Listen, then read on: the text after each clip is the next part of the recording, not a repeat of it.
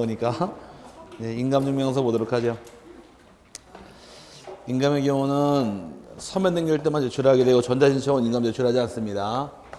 인감의 경우 등기 의무자가 인감을 내게 돼 있고 내는 경우는 이제 전자신청하는 경우 인감 제출하는 경우 없고요. 근데 방문 신청할 때만 인감을 제출하는데 인감을 내게 한 이유는 왜 내게 했을까?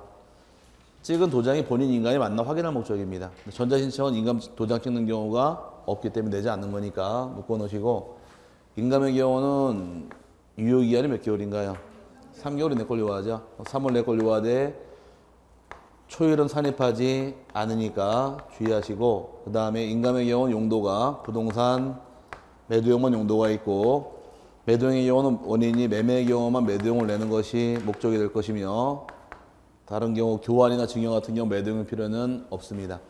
매도용의 경우는 매수인의 인적사항을 기재하고 등기하는 것이 방법인데, 매도용을 떼놨다가 나중에 매매 계약이 해제가 되어서 매도용을 다시 다른 용도로 저당권 등기로 사용할 수, 이거는 가능하고, 그럼 일반 인감을 떼어서 저당권으로 기재한 인감을 매도용에 사용할 수는, 이건 안 되죠.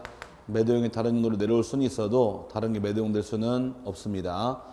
마찬가지로 가등기 할 때도 마찬가지로 매도용이 가등기로 사용할 수는 있고, 요거는 인정이 안 되는 거예요. 그럼 저당권을 가등기로 사용할 수 있다 없다? 이거 가능하죠. 이것도 가능합니다. 그래서 용도는 매도용이 다른 용도로 내려올 수는 있고, 다른 용도가 매도용 될 수는 없으며, 매도용이 아닌 것끼리는 용도가 다르다고 등기를 각하하지는 않습니다. 이 용도의 뜻이다 이렇게 묶어 놓으시면 되고요. 그 다음에 인감을 제출하는 경우에 다음 페이지 넘어가게 되면 박스가 줄줄이 따라 붙어 있는데, 이 박스를 세분하셔야 돼요.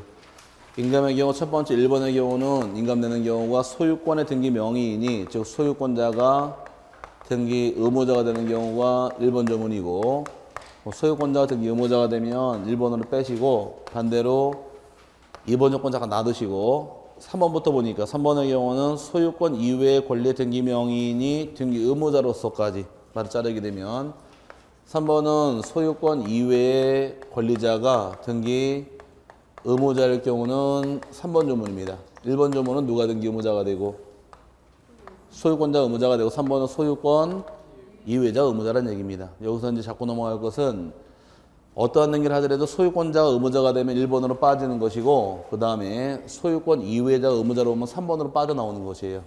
그러면 과거에 전세권 말소할 때 누가 등기 의무자?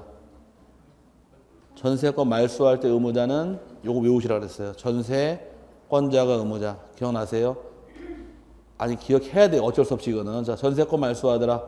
전세권자가 등기 의무자. 저당권 말소할 때는 저당권자가 등기 의무자. 지상권 말소할 때는 지상권자 의무자가 되어서 지금 나온 등기 전세권, 그 다음에 지상권, 저당권, 임차권 등 이 소유권이 아닌 권리에 대해서 말소 등기라든 또는 이전 등기라든 전부 다 얘네들이 등기 의무자가 되는 겁니다. 전세권 말소할 때 등기 의무자는 이게 놀아야 돼, 입에서. 그래 빨리 넘어가요. 전세권자가 등기 의무자. 저당권 말소할 때도 저당권자가 등기 의무자. 지상권 말소할 때도 지상권자가 의무자. 그럼 소유권자가 아니죠? 그럼 일로 넘어와서 여기는 소유권이란 권리를 말 그대로 말소 등기한다거나 또는 이전 등기할 당시에는 소유권자가 등기 의무자 되는 겁니다. 말바꿔치기니까 똑같은 개념이에요. 다시 전세권 말소할 때는 전세권자가 등기 의무자, 저당권 말소할 때 저당권자가 등기 의무자, 소유권 말소할 때 소유권자가 의무자. 소유권자 의무자가 되면 1번으로 넘어가는 것이고, 소유가 되면 3번으로 빠져나오는 거예요. 소유권자 의무자일 때 기본 원칙이 등기필 정보를 내느냐 인감을 내느냐 같이 보면 쉽습니다. 소유권자가 등기 의무자가 되면 어떤 등기를 하더라도 등기필 정보랑 인감을 둘 다 내는 게 의무 규정이에요. 근데 소유권 이외자가 등기 의무자일 경우는 등기필 정보만 제출하면 되고 인감은 필요하지 않은 게 기본 틀입니다. 여기까지 기본 공식이에요. 그러면 소유권 말소하면 누가 등기 의무자? 이제 외치면 돼요. 써서 할 건 아니고, 이제 소유권 말소하더라 누가 등기 의무자? 소유권자 인감 내야 돼요. 전세권 말소하더라 전세권자 인감 안 내는 겁니다. 저당권 말소할 때는 저당권자 인감 안 내는 거예요. 임차권 말소할 때는 임차권자 인감 안 내는 거예요. 이렇게 풀고 나가는 게 요령이에요. 소유권자가 등기 의무자가 되면 등기필 정보 인감을 둘 다 내고 소유권 이외에는 인감 필요가 없는 게 원칙인데 이제 문제가 생긴 3번만 좀 마저 읽어보니까 그 등기 필증이 멸실되어 신청서의 대리인의 확인서면 또는 공증서면 부본을 첨부하여 등기 신청하는 때에는 그 등기 의무자 인감을 가져와라 써 있습니다. 이게 뭔 말이냐? 소유권 이외자에게 뭐만 가져가면 되는데 등기필 정보만 있으면 되는데 정보가 멸실됐습니다. 멸실되어서 제출할 수 없는 경우는 아까 대리인의 확인서면을 내는 경우도 있었고 그 다음에 공증서 부본을 내는 경우도 있는데 이 말이 나왔다는 얘기는 정보를 가져오지 못했다가 되는 거예요. 잃어버린 경우 이때 인감을 대신 내기 때문에 감을 잡을 때 소유권자 같은 의무자가 되면 둘 다 묶어놓으시고 소유권 이외엔 둘 중에 하나만 기억하시면 돼요. 이렇게 자꾸 넘어오시면 의무자가 누구인지 가르마만 탈 줄 알게 되면 가르마가 타지는 겁니다. 근데 아까 등기부 정보 잃어버리게 되면 가르마 안에 또 하나 있었죠. 직접 출석하는 경우. 그럼 출석했다는 얘기는 등기부 정보 가져왔다요? 못 갖고 왔다요? 못 갖고 왔다 하자 인감은 필요 없기 때문에 노래 불러야 됩니다. 소유권자가 등기 의무자가 되면 정보인감을 둘 다 소유권 이외에는 둘 중에 하나만 기억하시되 직접 오는 경우는 아무것도 필요하지 않다. 노래를 불러놔야 돼. 그래야지 답이 빨리 나오니까 잡아놓고 넘어갈 부분이고 요걸 잡았으면 이제 2번 조문은 확인 차원이에요. 소유권에 관한 가등기 명의인이 가등기 말소를 신청하는 경우에 가등기 명의인 인감이라는 말 나오는데 가등기 말소하면 누가 등기 의무자? 가등기권자가 의무자. 그럼 똑같아요. 2번은 가등기 말소 같이 놓고 봤을 때 이 집에 대해서 갑이란 자가 소유권자가 그에게 소유권 이전에 가등기하는 경우가 있더라. 가등기 말소할 때는 가등기권자 의리 등기 의무자가 되면서 등기필 정보를 내야 하느냐 인감을 내야 하는 이 문제가 발생한 것이고 그런데 똑같이 이 집에 대해서 가등기 말소가 똑같이 들어가는데 이 집에 대해서는 A란 자가 전세권자고 B가 전세권 이전에 가등기한 자예요. 그럼 여기도 가등기인데 여기 소유권이 아닌 가등기죠. 또 말소할 때도 B가 등기 의무자가 됩니다. B가 등기표 정보를 내느냐 인감을 내느냐 이 문제 똑같이 발생한 거예요. 여기는 어떤 권리 가등기예요? 소유권 가등기죠. 얘는 일로 보내면 돼요. 그럼 등기표 정보 내고 인감 요 인감은 누구 인감이에요? 소유권자 인감, 가등기권자 인감. 요 가등기권자 인감이죠. 과거 기출문제가 다음 소유권자가 인감을 내는 경우가 아닌 것은 답이 된 게 소유권에 관한 가등기를 말소 등기할 때 인감을 내긴 내지만 요거는 가등기권자 거지 소유권자 게 아니고 답이 된 적이 있으니까 주의하시고 여기는 소유권이 아닌 가등기네요. 등기표 정보 일로 가야 되니까 내고 인감은 필요 없다로 가는 거예요. 반을 딱 가르니까 이제 대충 감각적으로 색깔이 된다 보이는 게 이쪽은 소유권이란 말이 나와요. 소유권이란 말이 튀어나올 때는 정보, 인감 둘 다 기본이에요. 여기 소유권 이외란 말이 튀어나오죠. 이외란 말이 나올 때 둘 중에 하나가 기본이라는 얘기예요. 그러니까 누가 의무자인가 분석이 안 돼 있으면 여기 못 들어요. 그래서 자꾸 떠들라고 외치라고 한 이유가 전세권 말소하면 누가 등기 의무자 자꾸 외칠 수밖에 없어요. 이 방법은 전세권자 저당권 말소하더라 저당권자 지상권 말소하더라 지상권자 소유권 말소하더라 소유권자 말소로 자꾸 말을 걸어드리는 이유가 말소를 먼저 잘 내기 때문에 그런 거예요. 들어오시면 이렇게 나눠서 세 개만 잡으시면 큰 틀은 끝나는 겁니다. 그 다음에 네 번째 경우는 기타로 넘어가서 토지 하필 등기 신청할 경우에 예외적으로 토지 소유자들의 인감을 내는 경우가 있고 이거 그대로 이해하시면 돼요. 그냥 두 번째 토지의 분필 등기 신청하는 경우에는 일단 토지상 용의권자 인감을 제출하는 경우가 있고 세 번째는 상속인들이 상속재산을 협의분할하는 경우에 협의분할서에 날인한 상속인 전원이인감을 다 내는 것이 의무규정이고요. 마지막이 네 번째가 제3자의 허가, 동의, 승낙서를 내는 경우에 제3자의 허가서 등을 제출하는 경우에 허가받은 확인을 위해서 제3자 인감을 내게 하는데 여기에 해당하는 대표적인 인감이 바로 법정 대리가 등기 신청할 때에는 누구 인감? 법정 대리 인감을 내야 되고 본인 인감은 필요하지 않은 기본 틀이 되는 겁니다. 그리고 여기서 튕겨져 나가는 것이 법인의 경우는 누가 등기 신청해요? 법정 대리가 대표. 그럼 대표자 임금을 내라. 법인 아닌 사단재단은 법정 대리가 대표자와 관리인. 그럼 대표자와 관리인 임금을 내기 때문에 그 범위가 넓어요. 그래서 법정 대리는 무등록자 친권자만 법정 대리가 아니라 법인의 법정 대리는 대표자가 있는 것이고 법인 아닌 사단재단의 법정 대리는 대표자와 관리인의 법정 대리 관계가 있다 보니까 법인이 등기 의무자가 되면 법인 임금이 아니라 대표자 임금. 근데 법인 아닌 사단재단은 대표자나 관리인 임금을 내게 되는 이유 그것 때문에 그래요. 다 법정 대리에 포함되어 있다 보니까 묶어 놓으시면 되고 마지막 차이점이 이제 그 맨 밑에 하얀 칸에 맨 밑에 칸 다음에 서면이 공정 증서의 경우는 인감 제출을 요구하지 아니한다. 거기 마지막 확인 차원인데 요 세 개 등기 신청할 때 법원 앞에 가면 공증 써보신 공증 공정증서가 있고 요 네 개 등기할 때 공증받은 경우가 있더라. 공증받은 경우 인감을 냅니까 면제합니까? 근데 이쪽 세 가지는 공증을 받아도 인감을 그래도 내야 돼요. 면제가 안 되고 요 네 가지는 공증받으면 인감이 면제가 됩니다. 그럼 여기는 공증으로 면제해 주겠지만 이쪽 면제가 안 되기 때문에 시험 나올 때 소유권자 같은 게 의무자가 되면 인감 내야 돼요? 내야 되죠? 등기 신청 서류가 공정증서라면 이 단서가 달라요. 인감 그래도 내야 돼요. 그럼 제3자 허가동의 승낙서에 제3자 인감을 내게 돼 있는데 이 제3자 허가동의 승낙서가 공정증서라면 인감 면제해 주는 거예요. 이 인감은 요 네 가지만 공정으로 때 면제할 수 있으니까 주의하시길 바랍니다. 여기까지가 인감을 제출하는 경우 오른쪽으로 넘어가서 이제 제출한 인감에 대해서 법정 대리가 등기 신청할 때 누구 인감? 법정 대리 인감이에요. 그러다 보니까 따라붙는 것이 법인이나 외국 회사 같은 경우는 법정 대리가 누구다? 대표가 법정 대리니까 등기소 증명원 대표자 인감을 가져와라. 그다음에 법인 아닌 사단 재단 같은 경우는 대표자나 관리인 인감을 내게 돼 있고 다 법정 대리라는 얘기입니다. 그다음에 외국인의 경우는 기록만 보시면 돼요. 외국인의 경우는 인감증명법상 인감증명 또는 본국의 관공서가 발행한 인감증명을 통해 등기 신청할 때 제출할 수 있고 5번의 제외 국민은 제외 국적은 한국 사람이지만 외국 나가 살고 있는 자들 이때는 인감을 떼올 때는 우리나라 국민이다 보니까 우리 인감을 떼야 되는데 현재 주소가 없다 보니까 본적지나 최후 주소지 찾아가서 인감 발급받은 경우 등기할 때 사용할 수가 있게 됩니다. 여기까지 보시면 인감 풀어요.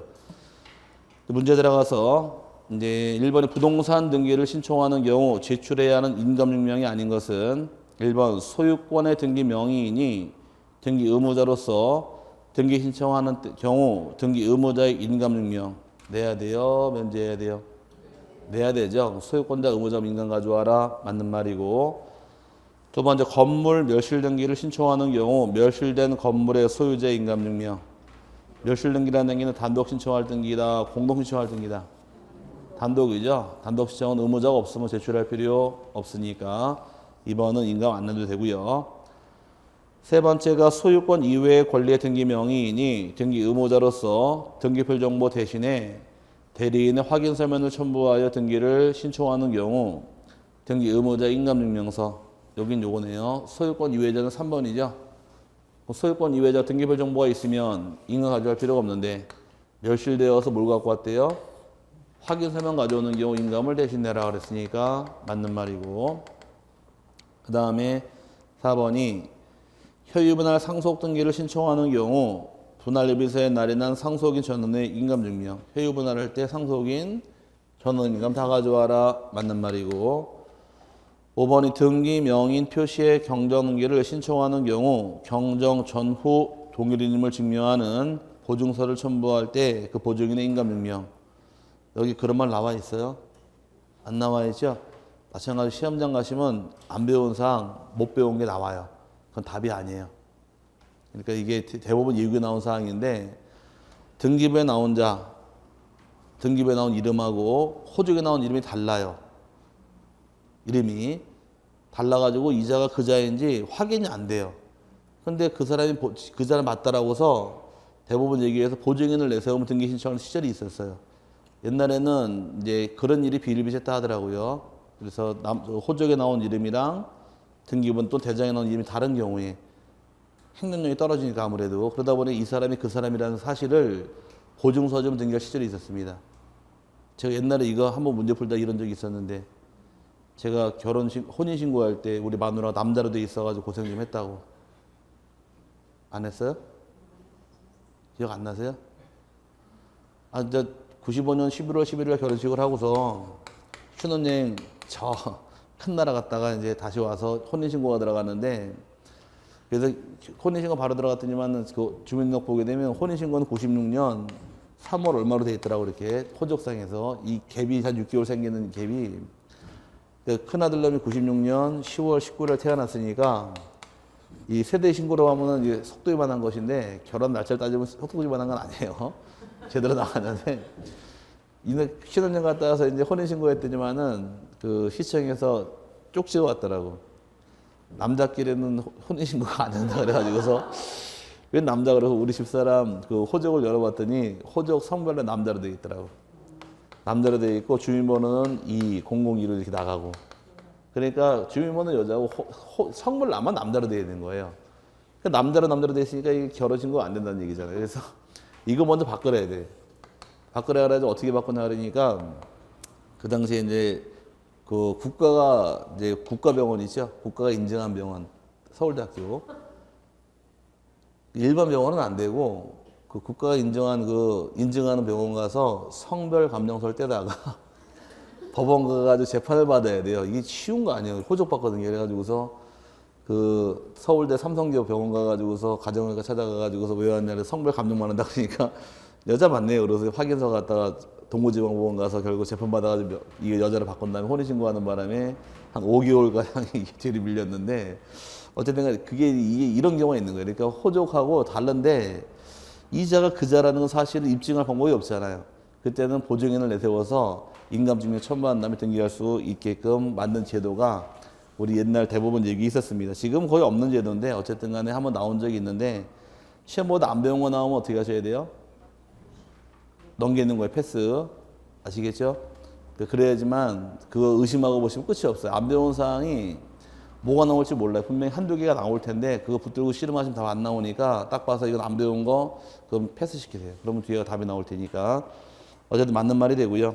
이번의 경우에 등기 권리자와 등기 의무자가 공동으로 소유권 이전 등기를 신청할 때에 제출해야 할 등기 의무자의 인감증명에 관한 설명으로 틀린 것은 1번, 일본에 거주하는 재외 국민이 등기 의무자인 때에는 일본국 관공서가 발행한 인감증명을 제출할 수 있다. 이게 틀렸죠?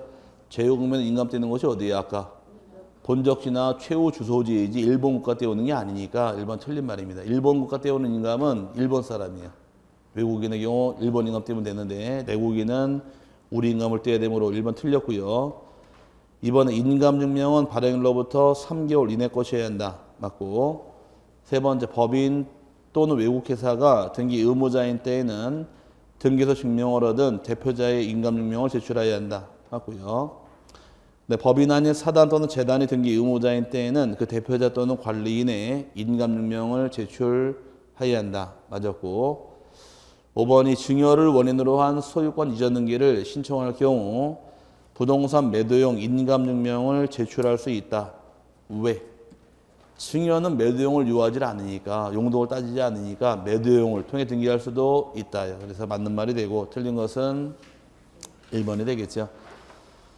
그 다음에 이제 필요한 서류는 끝났고, 이제 등기 유효권인데, 등기 유효권의 경우는 형식적 유효권이고 실체적 유효권 둘로 세분합니다. 형식적 유효권은 등기법에서 등기를 유효하게 한 요건이고, 실체적 유효권은 이제 등기와 실체권을 따져보겠다는 것이 요건인데, 먼저 형식적 유효권의 경우는 첫 번째가 등기가 유효하려면은, 형식적 요건의 경우는 첫 번째 등기가 존재할 것이에요. 등기가 존재해야지만 이 등기를 통해서 유효다, 무효다 따질 수가 있는데, 등기가 존재하라는 얘기는 기록이 돼 있으라는 얘기고, 그럼 기록돼 있다가 등기를 잘못 지운 경우, 불법으로 말소를 하게 되면 권리는 살아있을까요? 소멸할까요?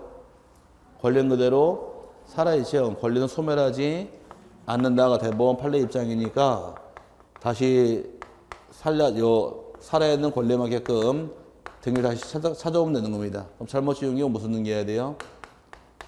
말소 회복 등기를 때 회복하면 되는 것이지 권리가 소멸되는 것은 아니니까 주의하시길 바랍니다. 그럼 등기라는 제도의 성질은 물권의 효력 발생 요건일까, 존속 요건일까?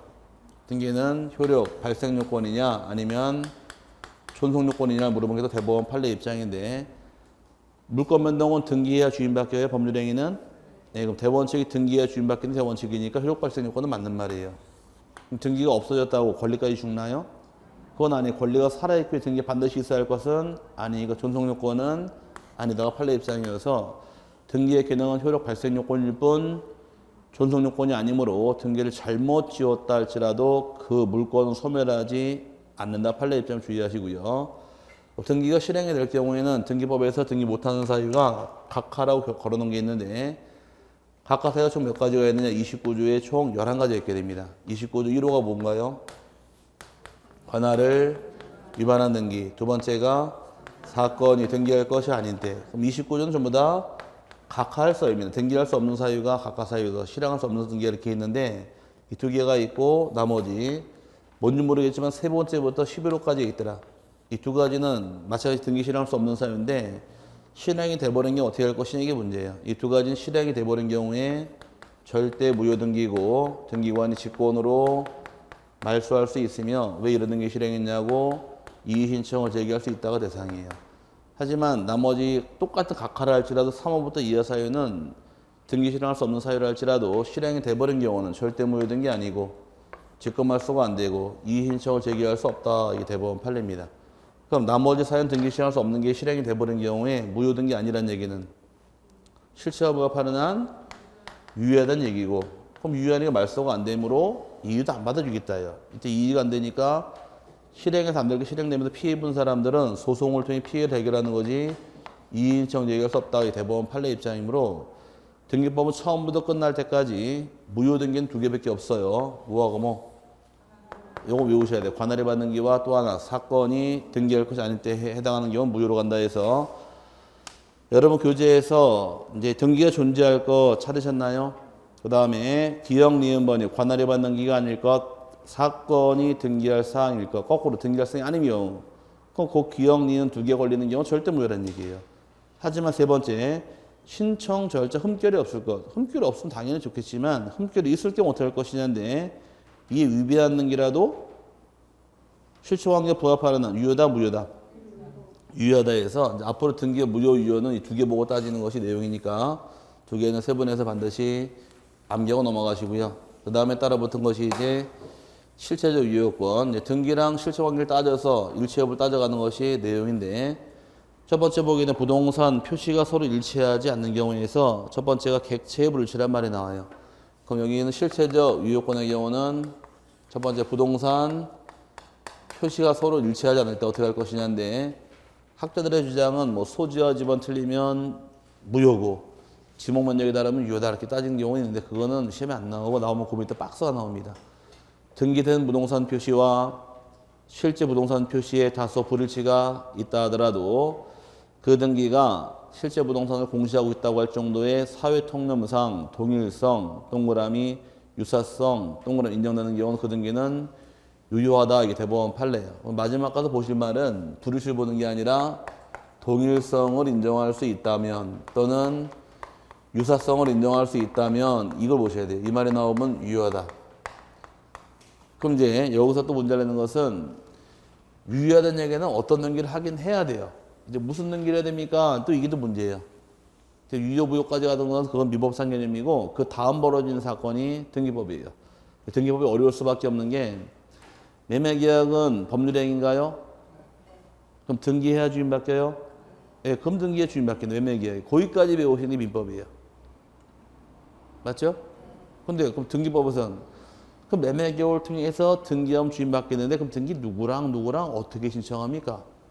어떤 서류 가지고 해야 됩니까? 이걸 물어보는 게 등기법이라는 얘기예요. 그래서 어려운 거예요.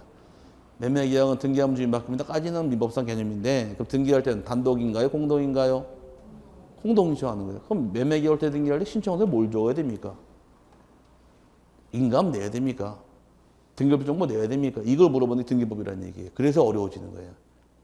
그냥 등기하면 끝나다 그걸로 끝나면 좋으련만 등기할 때 누가 어떤 서류를 가지고 등기하는 그걸 다 물어보니까 그래서 어려운 거예요.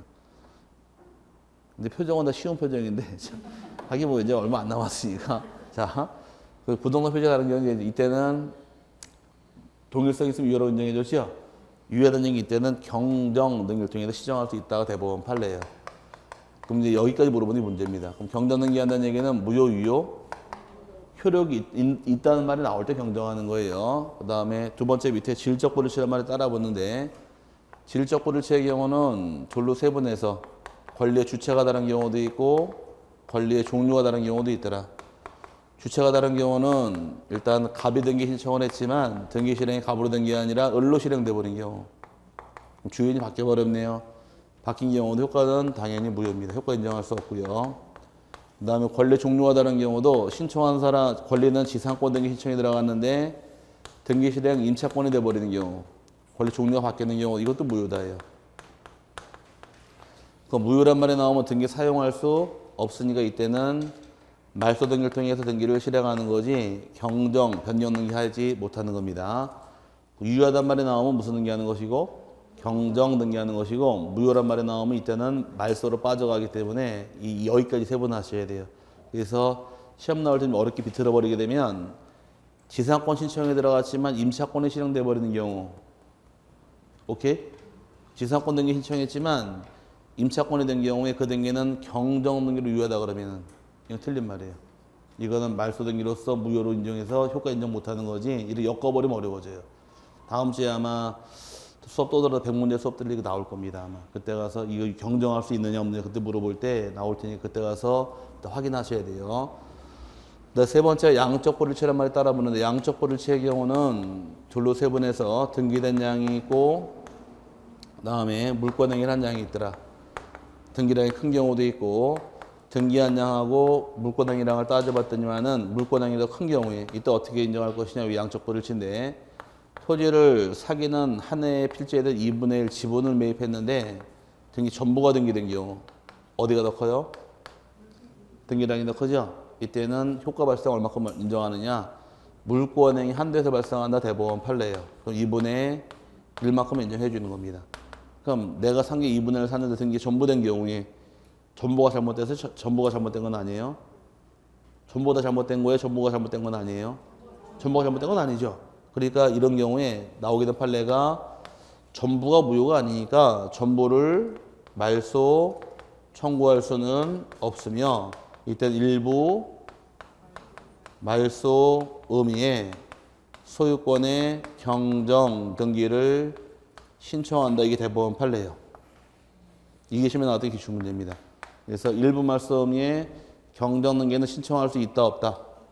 있다까지 알고 가셔야 돼요. 그래서 과거에 우리 기출문제에서 일부 말소 의미에 경정 등기는 신청할 수 없다. 띵. 없다가 있다가 되니까 주의해서 정리하시고 시험을 내게 되면 이거밖에 안 물어봐요. 요건 반드시 세 번에서 이하고 넘어가시고 얘는 시험에 안 냅니다. 왜 안 내느냐? 사기를 100평을 샀는데 등기된 게 50평 등기된 경우 어디가 더 커요? 이번에는 물권행위 더 크죠? 이때 효과 발생 얼마큼 발생할까? 등기된 양만큼 물권행위 양만큼 네 그렇게 나면 안 되고 여기서는 민법 제 137조가 적용이 됩니다. 법률행위 일부가 무효일 때 원칙은 전부를 무효로 한다. 다만 그럼에도 불구하고 법률행위했다고 인정할 때는 등기된 부분만큼은 유효하게 인정해주겠다. 이게 바로 민법 제 137조라는 얘기예요. 여기 시험에 안 내요. 왜 안 낼까? 등기할 게 없으니까. 무슨 등기를 할 게 없잖아요, 지금. 여기는 지분 샀죠? 오케이? 전부가 등기됐잖아요. 그 무슨 등기하래요? 지분으로 고치는 경정 등기하래요. 오케이? 그럼 경정 등기하니까 등기할 수 있는 방법을 알려줘야겠는데, 여기는 100평을 샀는데 등기 50평 됐대요. 원칙은 전부를 무효로 가는데, 요거만 유효하게 인정해줄 때는 요거만 유효하다는 얘기예요. 그럼 요거만 유효하게 인정되는 순간 등기할 게 없잖아요, 이제. 근데 끝났으니까 근데 문제 나올 게 없는 거예요. 그래서 시험을 나오면 이거밖에 안 물어보니까 위에 거만 이해하시라는 얘기예요. 아시겠죠? 위에 거 하나 기억할 것이 뭘 기억하셔야 돼요? 1필지 1보정 지분을 매입하였지만 전부가 등기된 경우 전부가 무효가 아니니까 전부를 말소 청구할 수 없고 일부 말소 의미에 경정 등기를 신청해야 한다. 거기에 시험에 나왔던 것이 기출문제니까 내게는 판례 이걸 알고 들어와요. 반드시 세분하시고 자, 14번째가 등기 효력이란 말에 나오는 등기 효력은 이제 종국 등기 효력에 해서 6가지 효력이 따라 붙게 됩니다. 가장 먼저 나온 효력이 종국 등기 효력이란 말 나오는데 등기 일반적 효력이란 말 쓰기도 해요. 등기는 종국 등기하고 또 하나 예비 등기로 세분하죠. 예비 등기 하나만 기억하시라고 했습니다. 과거에 어떤 등기가 있더라? 가등기. 가등기가 예비 등기고 얘를 제외한 나머지가 다 종국 등기예요. 지금 나온 효력은 종국 등기는 일반적 효력만 얘기하는 거지 가등기란 말 나오면 안 됩니다. 6개 효력이 만들어지는데 처음 나온 효력이 권리 변동 또는 물권 변동 효력이 발생하는 것이 첫 번째 효력이고 두 번째는 대항적 효력이라는 효력이 있고요. 대항력이라는 말 쓰고 세 번째가 순서 바꿔서 점유적 효력이라는 것이 있고 그 다음에 네 번째는 호등기 저지력이 있고 다섯 번째는 순위 확정적 효력이 있고 여섯 번째의 경우는 추정력에서 6가지 효력이 본등 효력입니다. 이 6가지 효력 중에서 가장 중요한 것은 추정력이에요. 이거 주로 이게 나오면 이게 나오니까 요거 위주로 봐놓고 넘어가시면서 세분하고 넘어갈 텐데 제일 먼저 나온 게 권리 변동, 물권 변동 효력은 민법 제 186조 법률 행위로 인한 물권 변동은 등기를 하여야 효력이 있다. 그럼 법률 행위로 인한 물권 변동은 등기를 하기 전까지 효과 발생 안 하다가 등기하게 되면 권리가 발생, 변경, 소멸하니까 가장 기본적인 효력이 바로 첫 번째 효력이고 이건 죽어도 답은 안 돼요. 대항적 효력이라는 것은 등기하는 권리 중 채권 등기되는 경우 채권의 경우 임차권도 채권이고 또 하나가 환매권도 채권이죠. 이 두 가지 등기하는 목적은 제3자에게 대항할 목적이며 이거 외에도 등기 신청할 때 임의적 기록사항을 기록하게 되면 대항력이 발생하게 됩니다. 임의적 기록사항이라는 것은 전세권 등기할 때는 반드시 적을 사항이 전세금 반드시 등기해야 돼요. 그럼 전세권 존속 기간은 적어도 그만 안 적어도 그만 상관이 없고 이자 같은 경우 저당권의 경우도 현재기 이런 것들은 다 치료 이런 것들은 적어도 그만 안 적어도 상관이 없는 것들입니다. 그럼 반드시 있어야 될 것은 반드시 적어야 되고 있어도 그만 없어도 그만 이런 것들은 전부 다 적어도 그만 안 적어도 그만 상관이 없는데 적게 되면 대항력 발생한다 이 뜻이에요. 이게 뭔 말이냐? 기간을 예를 들어서 전세권의 경우 최장 몇 년 초과할 수 없다고 배웠어요. 전세권은 최장 10년 초과할 수 없다. 최단기간은 건물 연세만 1년. 들어본 기억은 나세요?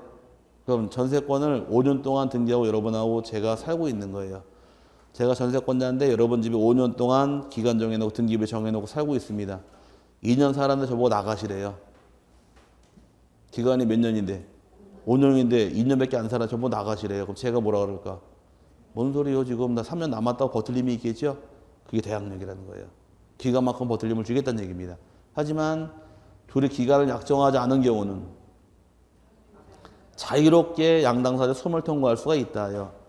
오케이? 그럼 언제든지 소멸 통과 나가라만 할 수 있는 겁니다. 그럼 여러분이 저에게 나가라고 통과했을 경우는 기간 등기 안 한 경우는 그 전세권은 6개월 경과하면 소멸한다요.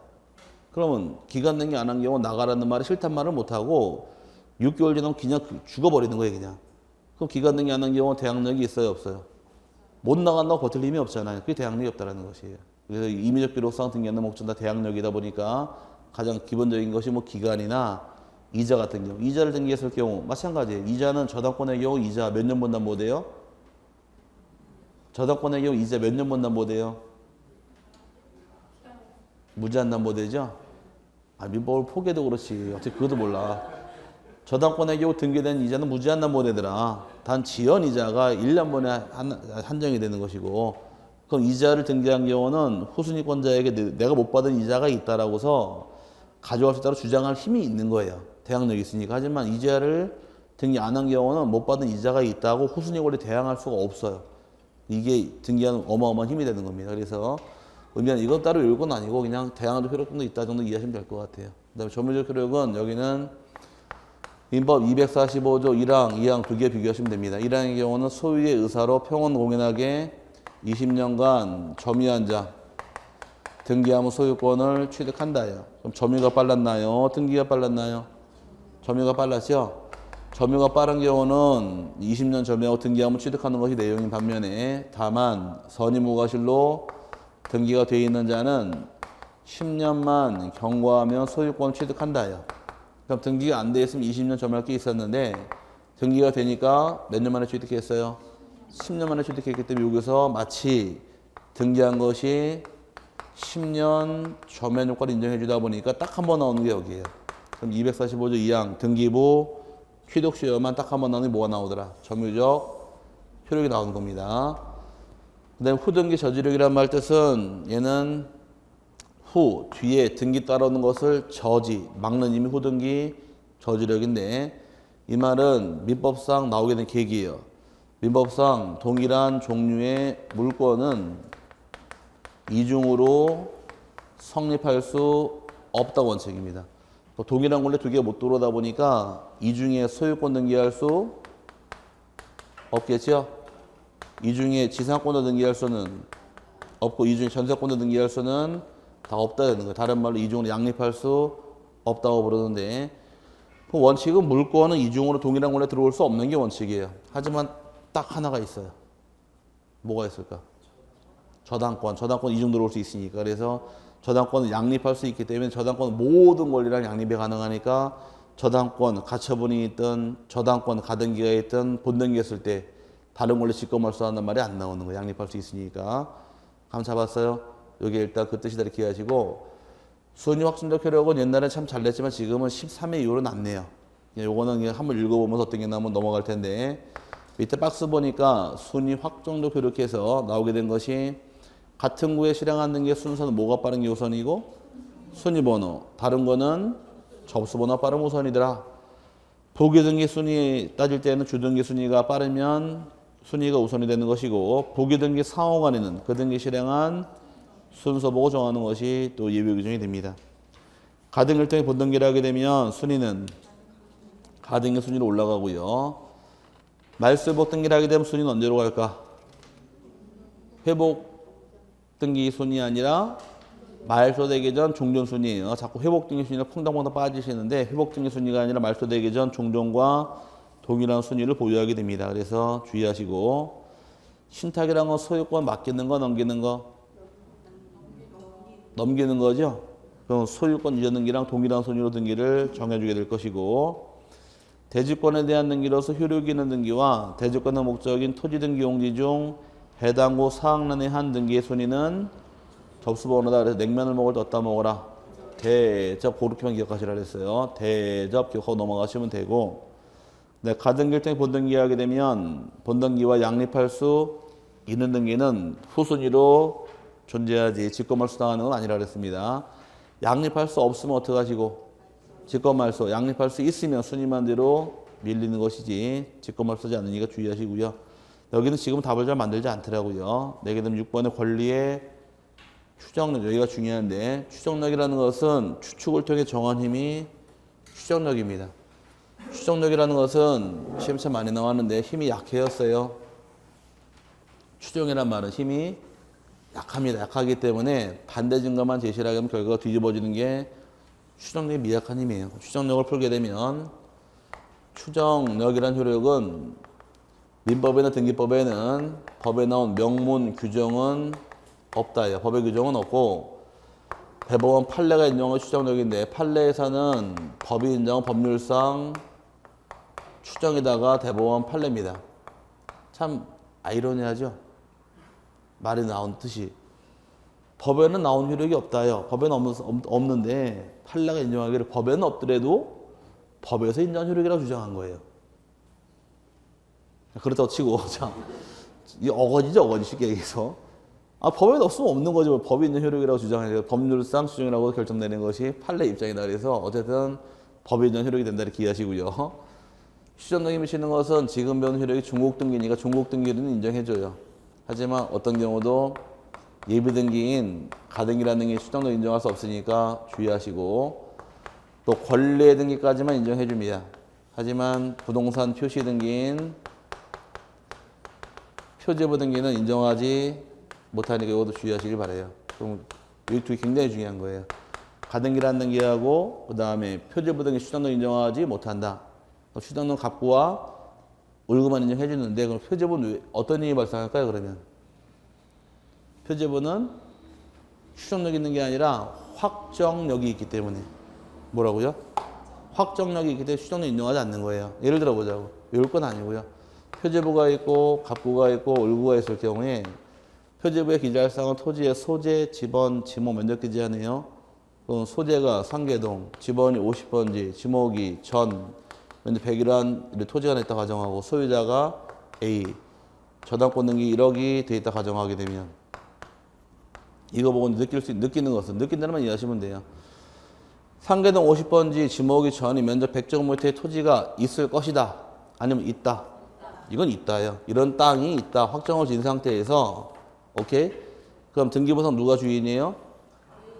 A가 주인 등기돼 있죠? 그럼 A는 주인이다. 아니면 주인일 것이다.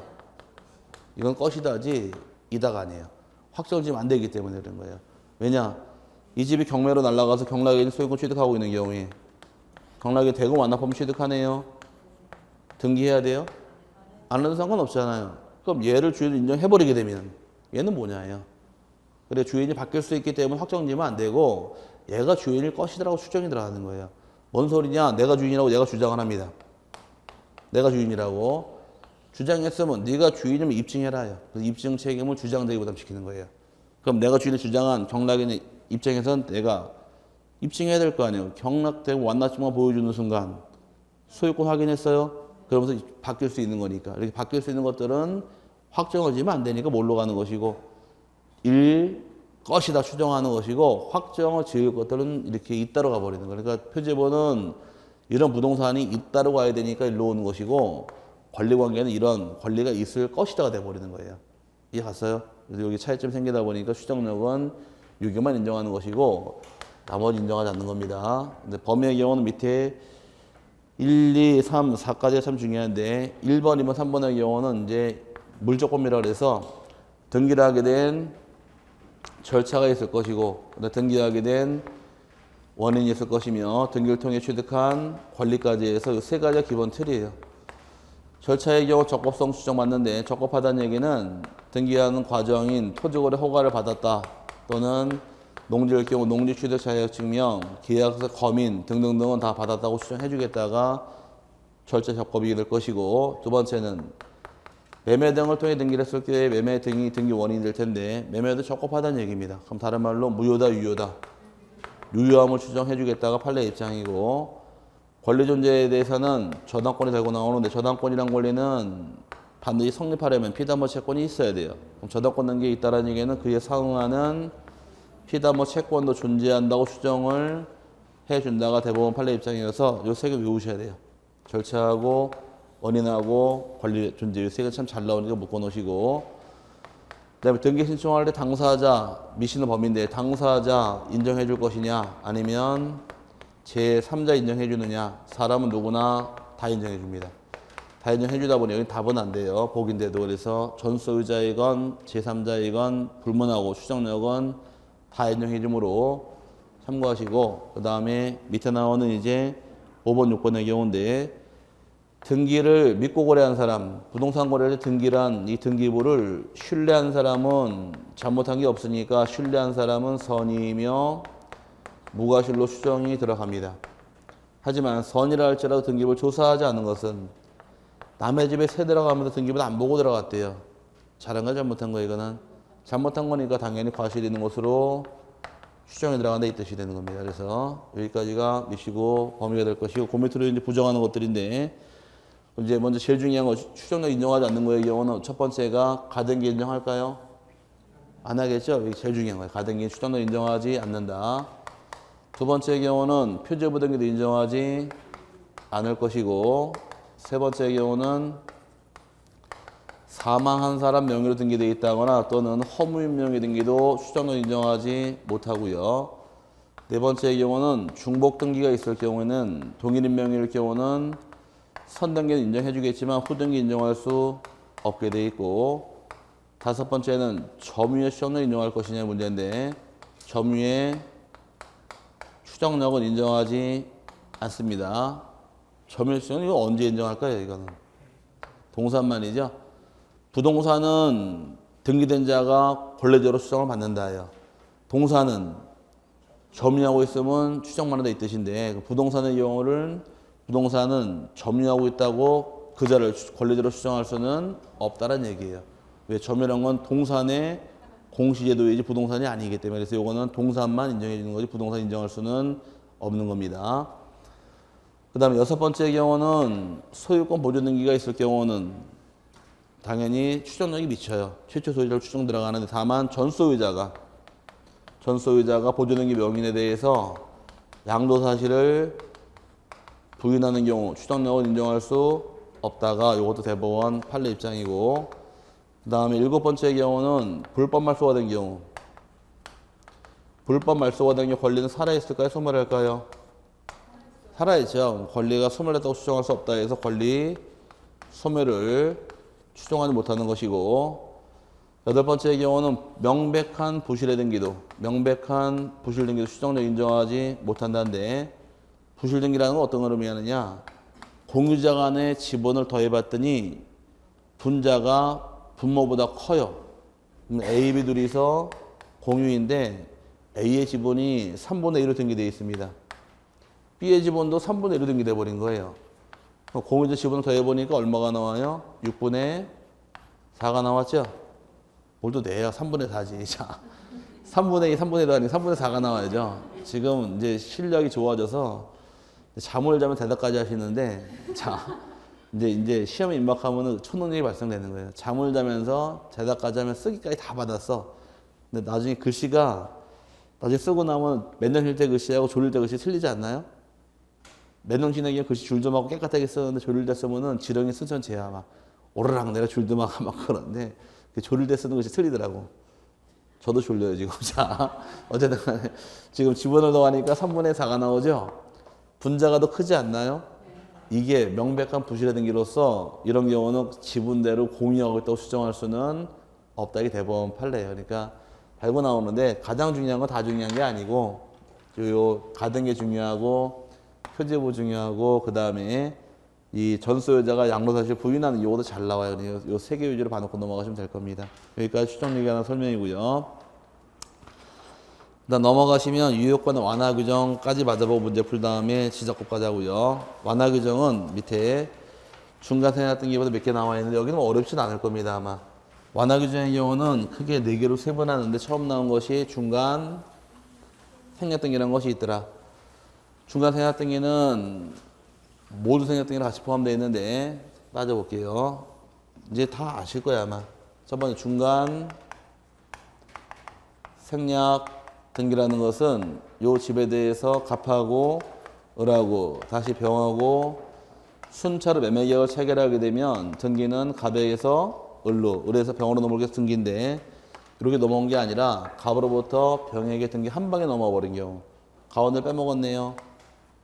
그죠? 그럼 중간을 빼먹었다가 중간 생략 등기인데 이 등기는 무효다, 유효다? 유효하죠. 유효하다는 얘기는 해라 하지 말아라. 네, 하지 말아라 금지 규정이에요.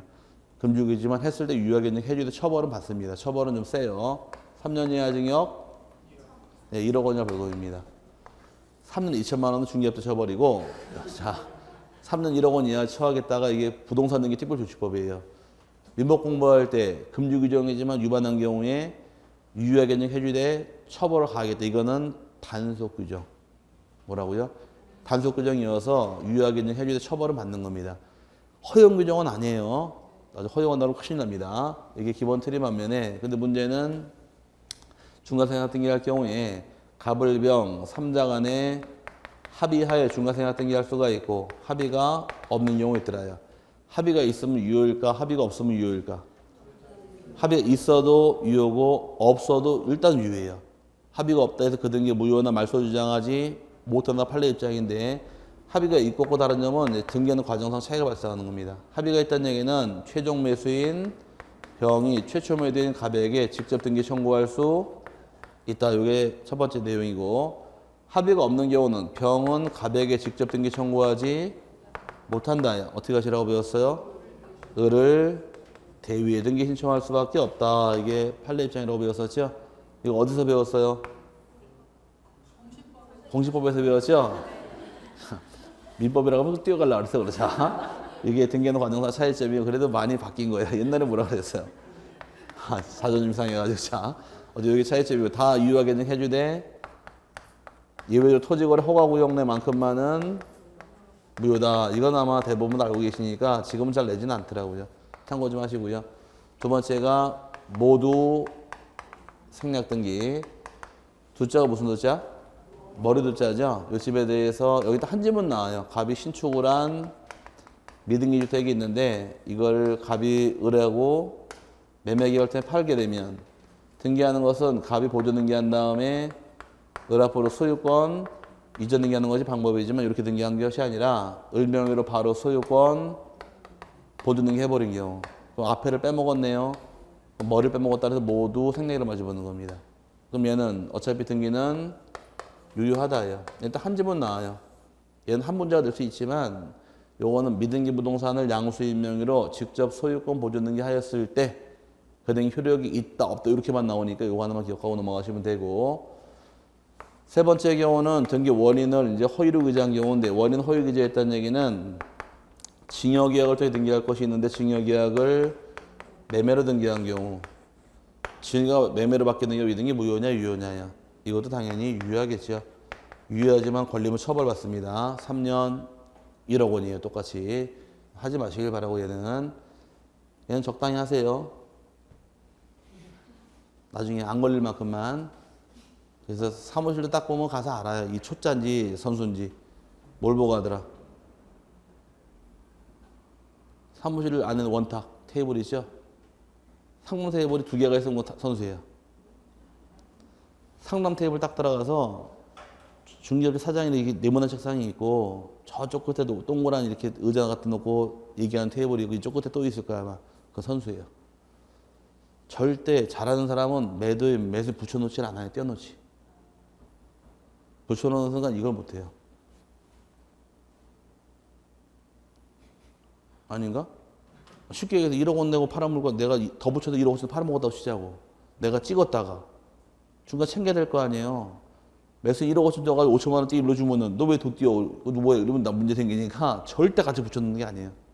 떠내야 돼. 그래야지만 내가 받아서 막 여기저기 돈을 끼고 복잡하게 막 해가지고서 자기도 몰라. 이게 확인다고 가서 그 다음에 딱 주고 챙겨서 주고 끝나기 이렇게 가서 해야지만 조용히 끝나고 매도인 빨리 이사 보내는 거야. 돈 챙겨서 보내면 가면 그만이니까 서류만 딱 받아 챙겨놓고서 안녕히 가세요 보내면 끝나는 거니까. 아닌가? 그거 잘하는 게 선수예요. 그래야 잘 땡겨 먹지. 이거 진짜 실무강의인데 이런 거는 법을 어기는 실무강의 저한테 배워야 돼. 그래서 제대로 배우는데 어쨌든 간에 제가 옛날에 안 했었는데 복덕방 7년 동안 했다고? 투잡으로 중개업하고 같이 강사하면서 같이 했었어요 옛날에. 그다음 이제 그러고 때려치고 이제 이것만 하는데 나이 먹으면 이제 글로 다시 가야 될 것 같아요. 강의 안 되면 글로 가서 복덕방 해야지. 나중에 같이 공동중개 하자고요 우리. 자, 그 해먹는 것도 아는 놈이 해먹는 거야. 모르면 못 해먹어요. 자, 저는 안 했어요 이거. 자, 어쨌든 간에 마지막 네 번째가 이제 무효등기에 유용이란 말이 나오는데 무효등기는 원칙이 말소하는 게 원칙이지만 유용한다는 얘기는 유자 한자로 무슨 유자? 이 흐를 유자예요. 이술 유자가 아니라 시간이 흘러가다 보니 쓸 수 있다. 이거를 한문으로 이렇게 유용 이렇게 쓰는 겁니다.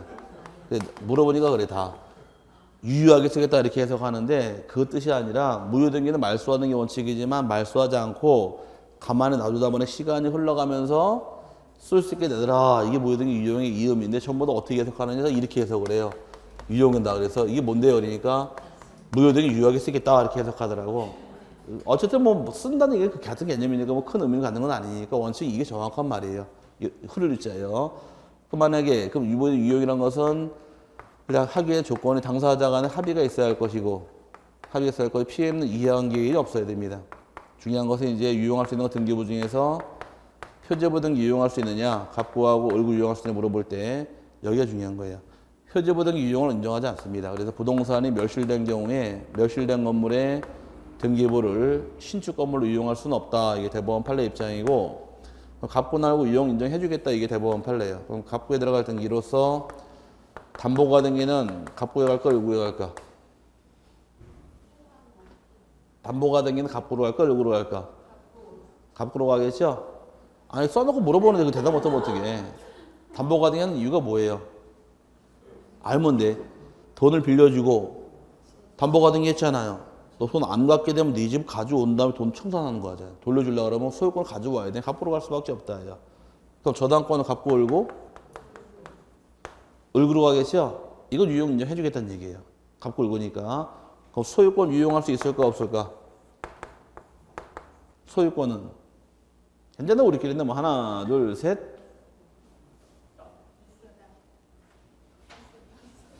이게 이제 아느냐 모르느냐 차이점이에요. 어떤 노고나 멸실력 유용할 수 있나 그러면 안 됩니다. 대답을 다 해. 이거 외웠으니까. 근데 소유권 유용할 수 있어요 그러면은 소유권 그러고서 대답을 하는 게 쫙 눈치를 봐. 얘는 안 하나 싶어서. 자, 그러니까 이건 유용이 되는 거예요. 왜? 갑고 알고 유용할 수 있다 그랬으니까. 그 민법 공부할 때 통용어의 표시 가정명매는 무효라고 배웠잖아요. 가정명매는 무효지만 증여자로서 증여자 신장 의사표시가 있으면 증여를 유효하게 사용할 수 있다. 그럼 매매는 무효지만 증여를 유효하게 쓸 수 있다 그랬으니까 이해 갔어요? 그 돌아가면서 쓸 수 있기 때문에 소유권을 유용할 수 있다가 되는 거예요. 그러니까 유용할 수 있냐 없냐는 저게 될까 안 될까 노려보면 답 안 나오고 저등기가 표제부냐 갑구냐 을구냐 이걸 찾아내시는 거예요. 이해 갔어요?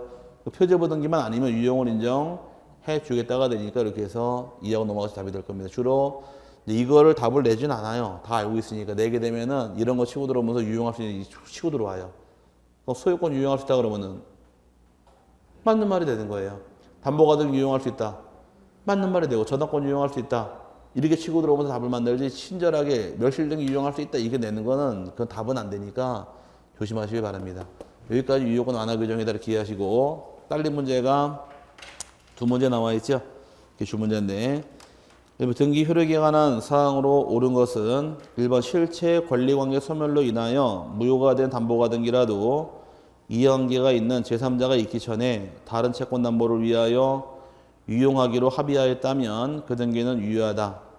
하자가 없네. 정확하게 맞는 말이 1번이고 2번이 건물 멸실로 무효인 소유권 보존 등기라도 이해관계가 있는 제3자가 있기 전에 신축 건물에 유용하기로 합의한 경우에는 유효하다. 멸실 건물 등기 유용할 수 없으니까 틀렸고요. 세 번째 갑소유 미등기 부동산을 을이 매수하여 을 명의로 한 소유권 보존 등기는 무효이다.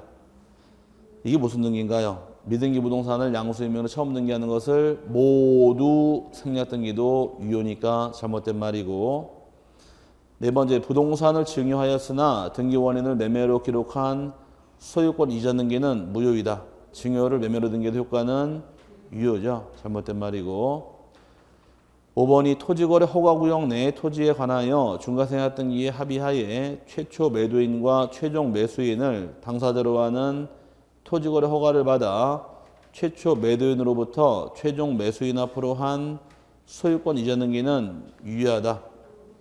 무효죠. 허가구역 내에서는 맞는 말은 1번 외에는 없고요. 그 다음에 등기 효력에 관한 다음의 기술 중 옳지 않은 것은 1번 같은 부동산에 관하여 등기한 권리의 순위는 법률에 다른 규정이 없는 때에는 등기한 순서 즉 전후에 의한다는 부동산 등기법의 규정은 순위 확정적 효력을 규정한 것이다. 등기 따지는 순서, 순위 따지는 기준이니까 맞는 말이고요. 두 번째, 존속기간 만료로 지상권이 실체법상 소멸되었다 하더라도 그 지상권 설정 등기를 말소하지 않는 한 제3자를 위한 지상권 설정 등기 신청은 수리될 수 없는 것으로 보는데 이는 후등기 저지력 때문이다. 동일한 등기 이중 설정하지 못한다. 다른 말로 후등기 저지력 때문이다. 맞고요. 세 번째, 처분검증 가처분 등기 후에 신청한 소유권 이전 등기는 등기가 가능하다. 그럼 아까 가처분된 거 팔아먹을 수도 있네요. 그럼 시간이 한참 지났으니까. 그럼 가처분 뒤에 팔아먹은 이 소유권 이전 등기 이거 나중에 어떻게 말소해요? 가처분권자 이기게 되면 가처분 뒤에 들어온 거 어떻게 말소한다고 배웠어요? 직권 말소한다고 배웠어요? 단독이죠? 신나게 배워도 지금 하도 직권 말소 이러고 한번 해보겠다는 거죠. 자, 가처분 뒤에 들어온 등기 말소당할 땐 단독 신청입니다. 가등기 뒤에 들어온 거는 직권 말소 두 개 비교하셔야 돼 자꾸. 아, 진짜 어렵죠? 원래 공부하다 보면 참 느끼는 게 공인중개사 중개업자 참 위대하게 보여요. 저 사람 어떻게 땄을까? 자, 이 어려운 시험을. 맨 처음에는 그 많은 복도방, 복도방 또 생겼네 여기. 그래서 지나가다가 막상 하려고 그러니까 야, 이게 진짜 대단하다 저 사람들. 아닌가요? 저도 몰랐는데 제가 옛날에 군대 가기 전에 살던 집 앞에 군부대가 하나 있었어요. 육군본부가 하나 있어가지고서 맨날 보는 게 학교 다닐 때 군인들 봐왔으니까 짝대기 3개짜리네 저거 4개짜리네. 그리고서 육군 소위야 중이야 뭘 대수롭지 않게 맨날 보니 군인이니까. 근데 군대가 영창을 딱 받고서 일주일 남은 상태에서 걔네를 딱 볼 때마다 부럽다 저거. 진짜 부럽다. 이 부러움이 참 말로 못하겠던데. 그러더니만 가가지고서 딱 가자마자 갑자기 차렷거리길래 차렷 한번 해봤어요 이렇게. 그랬더니만 너 나와 그러더라고요. 그래서 해봐. 그래서 했더니만 저 뒤로 돌아가더니만 대한독립 만세 한번 내시라 그러더라고요. 대한독립 만세 그러니까 됐다 그러더라고요. 뭘 됐냐 그랬더니만은 훈련소 가면 신고사병 있죠. 그 교육대장한테 부대 연대장 같은 거 쉽게 얘기해서 그걸 뽑는데 딱 보더니만 너 일로 와 그러더니만 차렷하니 뒤로 돌아가가지고 대한독립 만세. 대한독립 만세 그러니까 네가 하래. 그래서 뭐요? 그러니까 연대장을 했는 거예요. 그래서 나 안 한다. 그러니까 하지요. 그러더니만 너 축구골 자연수로 떼와. 그래서 또 축구골 떼왔죠. 핵 떼고 떼우니까 할래 안 할래? 못하겠습니다. 떼와. 그래서 고집을 괜히 피웠어. 그래 8바퀴 뛴 다음에 할래 안 할래? 하겠습니다. 그래서 그 다음에 느낀 건 까레 무조건 까는 거 이제. 그래서 어쨌든 가가지고 그거 하고 나서 한 6주 동안 훈련소 들어가서 뒤지게 맞고 이제 그 하고 나서 휴가를 보내주더라고 고생했다고. 근데 저런 군기란 게 무서운 거예요. 6주 만에 딱 집에 나와서 잠자다 새벽 6시에 눈 딱 떠가지고서 부대 저녁 그러더래. 우리 엄마 얘기를 그래가지고서 저런 군기란 게 여기 무시 못한다 그러는데 어쨌든 간에 자 맞아보자고요. 어쨌든 가처분 등기 뒤에 팔아먹을 수 있습니다. 그 다음에 4번이 어떠한 등기가 있으면 그에 대응하는 실체적 권리관계가 존재하는 것으로 추정되는 효력을 법의 명문으로 규정하고 있으므로 등기된 권리에 대하여 권리의 부존재나 무효를 주장하는 자는 스스로 그것을 입증해야 한다. 이게 틀린 말이죠. 여기 써놓기를 추정력은 등기법의 명문 규정이 없다 그랬어요.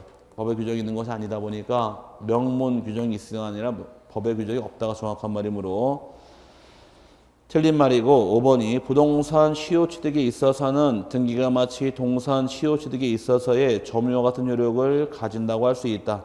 이런 효력을 점유적 효력이라고 부르는 겁니다. 부동산은 시효 취득 원칙이 등기하면 취득하는 거예요. 근데 동산은 시간만 지나면 취득하는 거예요. 아닌가? 아니 시간을 먼저 보자고. 자 부동산 같은 경우는 20년 시간이 경과한 다음에 등기하고 취득하는 겁니다. 오케이? 하지만 동산은 점유라고 있으니까 10년만 지나면 취득하는 거예요. 또 동산 시간만 지나면 취득할 또 인도받을 필요는 없다는 겁니다. 오케이? 근데 부동산의 경우도 등기가 돼 있으니까 동산처럼 10년만 지나면 소유권을 취득하는 모양새가 동산처럼 똑같잖아요. 아닌가? 동산은 점유하고 있으면 시간만 지나면 취득하죠? 오케이? 근데 부동산은 원칙이 뭐예요? 등기가 취득하는데 단서조항에서 등기가 돼 있으니까 시간만 지나면 취득하잖아요. 그럼 시간만 지나면 취득하는 이 등기부 취득시효는 마치 뭐랑 모양새가 똑같다.